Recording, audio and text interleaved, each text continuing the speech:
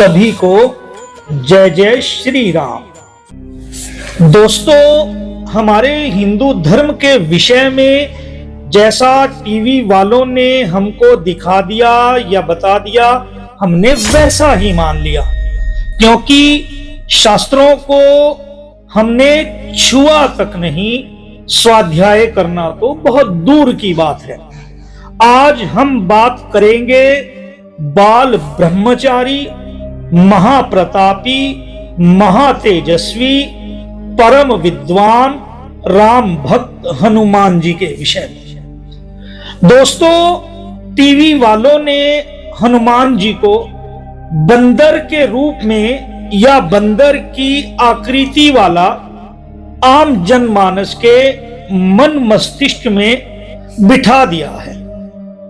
दोस्तों, चलो पहले आपके नजरिए से ही बात कर लेता हूं। आपने जो भी रामायण टीवी पर देखी होगी, आप मुझे ये बताइए, उसमें जितने भी पुरुष वर्ग हैं, जैसे हनुमान जी, सुग्रीव जी, बाली जी, केसरी जी, नल और नील जी, इन सबको तो निर्माताओं ने बंदर के रूप में दिखाया है, परंतु उनकी स्त्रियों को सामान्य स्त्री के रूप में क्यों दिखाया है? उनको बंदरी के रूप में या बंदर की आकृति वाला क्यों नहीं दिखाया? दोस्तों, क्या ऐसा संभव है? आप ही बताइए कि दुल्हा तो सामान्य नर हो या दुल्हन बंदरी हो, उन दोनों का विवाह हो सकता है क्या? या इससे उलट नर तो बंदर हो और दुल्हन सामान्य स्त्री हो, क्या कभी दोनों का विवाह हो सकता है? आप ही बताइए। नहीं हो सकता। क्या बात कर रहे हैं? और दोस्तों, क्यों नहीं हो सकता? क्योंकि आप जो वानर को बंदर के रूप में जानते हैं, पहले तो ये जान लीजिए कि वानर का अर्थ बंदर नहीं होता। वने चरती इति वानरः, बल्कि वन में रहने वाले नर को वानर कहा जाता है। दोस्तों, क्या कोई बंदर वेदों का प्रकांड विद्वान हो सकता है? अब एक बात और समझिए, हनुमान जी की माता जी अंजनी सामान्य स्त्री, और वो जिनके आशीर्वाद से या जिनकी कृपा से जिन्होंने जन्म लिया वो पवन देव, तो जन्म लेने वाला जो बालक है वो बंदर हो सकता है? बिल्कुल नहीं हो सकता।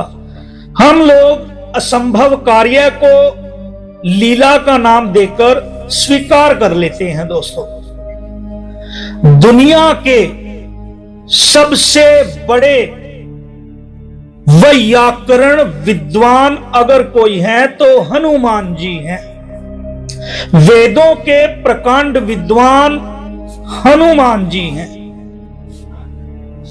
और दोस्तों, जब मर्यादा पुरुषोत्तम श्री रामचंद्र जी लक्ष्मण के साथ ऋष्यमुख पर्वत पर हनुमान जी से पहली बार मिलते हैं, तो वाल्मीकि रामायण में क्या प्रसंग आता है, आप स्वयं भी उसे पढ़ लेना और जान लेना। तो रामचंद्र जी लक्ष्मण से कहते हैं कि हे लक्ष्मण, ये विद्वान मुझे संस्कृत के कोई प्रकांड मूर्धन्य विद्वान प्रतीत होते हैं, क्योंकि इनकी वार्ता में और इनकी वाणी में एक भी त्रुटि यानी एक भी गलती नहीं है। दोस्तों, क्या कोई बंदर वैयाकरण का मूर्धन्य विद्वान हो सकता है? क्या कोई वेदों का प्रकांड पंडित कोई बंदर हो सकता है? नहीं हो सकता है। अब क्या कोई बंदर दशानन जैसे महाबली की महान योद्धाओं के साथ तो युद्ध कर सकता है? जबकि उस समय चाहे रावण हो या उसके परिवार के जन हो या उसकी सेना हो, उन महान योद्धाओं से कोई उस समय युद्ध करके जीत ही नहीं सकता था।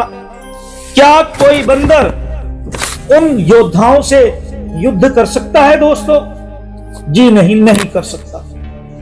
तो बंधुओं, हमारे सनातन धर्म में 4 आश्रम होते हैं: ब्रह्मचर्य आश्रम, गृहस्थाश्रम, वानप्रस्थाश्रम और संन्यास आश्रम। वानप्रस्थ दोस्तों, वन में प्रस्थान करने का नाम है वानप्रस्थ।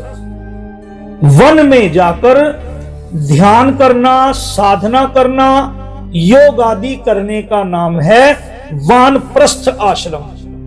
अगर आपको हमारी इस वीडियो में कुछ भी अच्छा लगा हो दोस्तों, एक प्यारा सा लाइक और सब्सक्राइब, शेयर और कमेंट अवश्य करें कि अगर अपनी संस्कृति को, अपने सनातन धर्म को जानना चाहते हो, उसकी रक्षा करना चाहते हो, तो अपने धर्म ग्रंथों को पढ़िए, अपने वेदों को आत्मसात कीजिए और अपनी आने वाली पीढ़ी को उन वेदों को पढ़ने के लिए प्रेरित कीजिए।